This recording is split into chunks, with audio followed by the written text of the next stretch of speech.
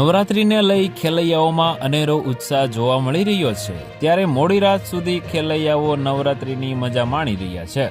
હવામાન વિભાગ દ્વારા કરાયેલા વરસાદની આગાહીને પગલે ગરબા આયોજકો હજુ પણ ચિંતામાં છે.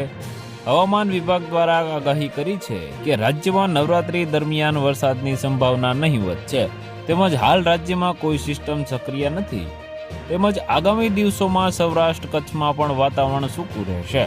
ગુજરાતમાં હવે લગભગ ચોમાસાની વિદાય મનાઈ રહી છે. આ તરફ હવામાન નિષ્ણાંત અંબાલાલ પટેલની આગાહી સામે આવી છે.